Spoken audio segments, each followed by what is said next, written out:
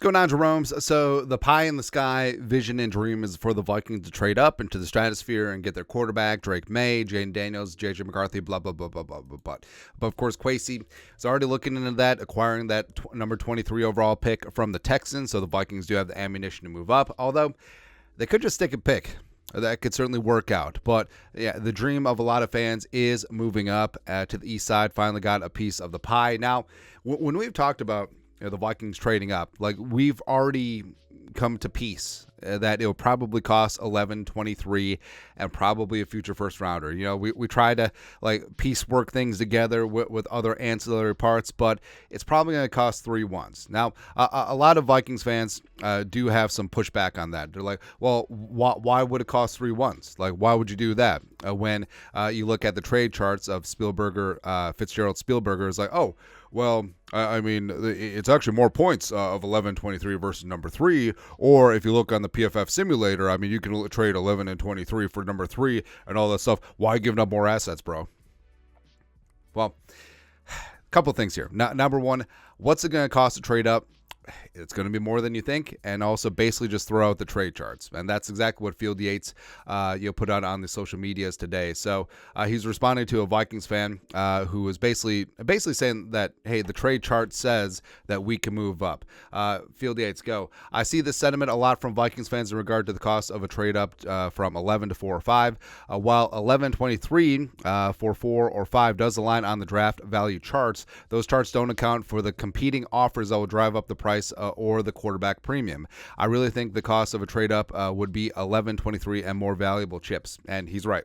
He's absolutely right. Basically, anything in the top 5, just throw the charts out because it's not going to line up. Now, precedent, historical precedent does matter. So looking back in the day, and there's a myriad of multiple trade ups back in the day, but some prominent ones. So 2012, Washington came up to number 2 overall for RG3, and then they took Kirk Cousins in the 4th round.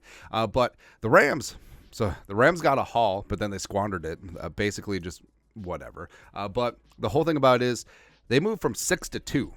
Washington did. They moved up 4 spots. That's it. And it cost them the number 6 pick, 2 future first rounders, and the 2nd round pick in that same draft.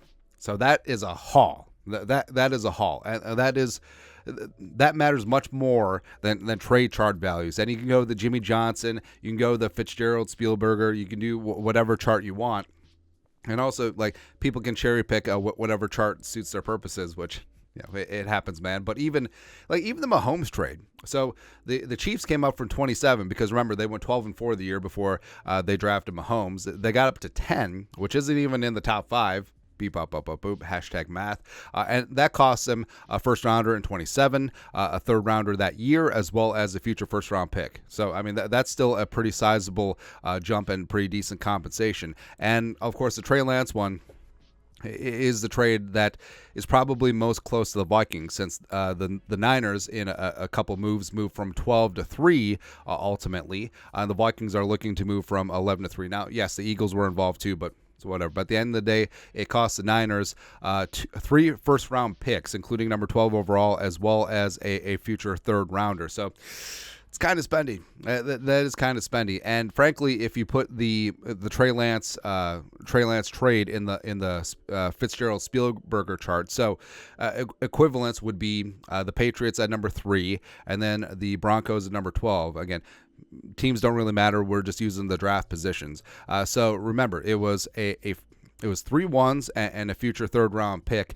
Basically, the Patriots gain what is the equivalent to the number 2 overall pick. So the selections that were involved in the Trey Lance trade from the Niners added up to 49-16, and the number 3 pick was 24-43. So double and then some. And that is the cost. That is the cost to move up. So things aren't going to sync up on the trade charts. I mean, the charts are really more for non-first round trades. That's what it comes down to, man, because the cost is the cost. And some factors into why a move up is going to be costly is that it's a trade into the top 5 and trade into the top 10.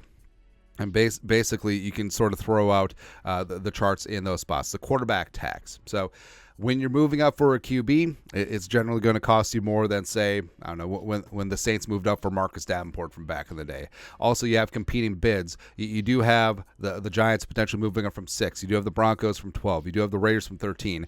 There's probably even a wild card team or two in the mix that could potentially move up and try and steal the Vikings' thunder at that point. But like we said, the Vikings do have that distinct advantage of having 2 immediate first-round picks at 11 and 23. But also, teams may not want to drop.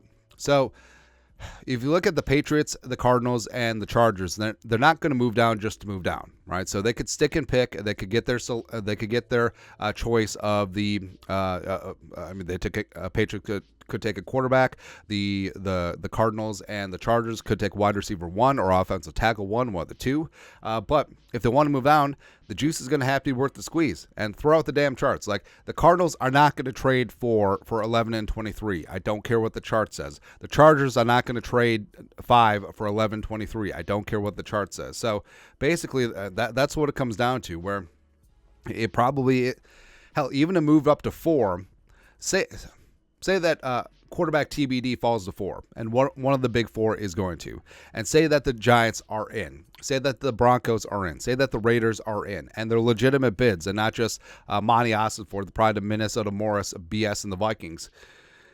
It may take heaven and earth to go get him. But guess what? If that quarterback is deemed the guy, say that's Drake May. Say that he falls to 4. And the Vikings are sold that Drake May is the dude. And if it costs 11-23, a future first rounder, maybe some change, that's the cost of doing business. Doesn't matter what the chart says. So again, I understand that it's frustrating that the charts say that this should work or the simulators say that this should work, but in real life, it's going to cost you. It's going to cost you. If you want to play in Texas, you got to have a fiddle in the band, and I think that historical precedent has shown that. I mean, getting up into the top 10 and also especially into the top 5, it could be really damn expensive. But is the juice worth the squeeze for one of these guys? That's what Kwesi's going to have to figure out, and I trust it. Because if they move up, they have determined that he is the future franchise. He's the chosen one. And also at the end of the day, if the quarterback turns out great, cost doesn't matter. It's whatever. It's like, do you think that the Chiefs regret trading up for Mahomes? Do you think that the Bills regret trading up for Josh Allen? Probably not. No, you're good to go. And also, with this environment here with the Vikings, they're going to have every single opportunity to succeed, and that's exciting. So there you go. But your thoughts are thoughts. The trade-ups are going to be a little bit more expensive than people would like.